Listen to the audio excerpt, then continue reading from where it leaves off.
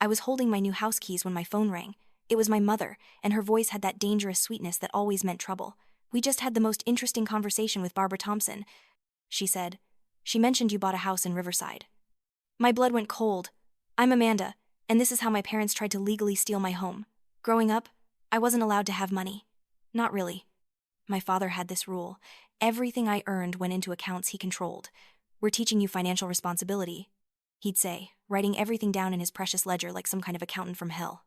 When I was 16 and got my first job, my boss told me something shocking years later. 'Your father came to the store and demanded we direct deposit your paychecks into his account.' I refused. That's against company policy for minor employees. My father had tried to literally intercept my paychecks before I could even see them. At 18, they cut me off for choosing the wrong college major. I survived on scholarship money and worked 3 jobs simultaneously. I slept in my car some nights because I couldn't afford rent and textbooks. My parents were on vacation in Florida during this time, posting photos of beach resorts. For 12 years, I saved. Every single dollar that would have gone to a nice dinner or new clothes went into my house fund. I lived like a broke college student well into my 30s. And when I finally had enough for a down payment, I kept it secret.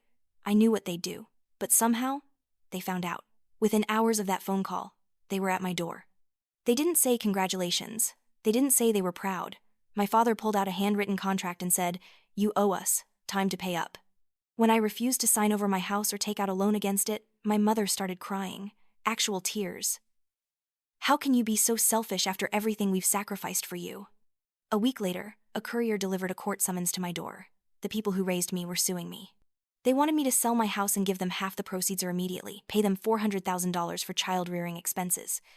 I stood in my empty living room, surrounded by unpacked boxes, and realized my worst nightmare was coming true. They were actually going to try to take my home, but I didn't give up. I found a lawyer who'd seen cases like mine before. She called it what it was: financial abuse. And when we walked into that courtroom, I had evidence, witnesses, and the truth on my side. What happened next shocked everyone in that courtroom, including my parents.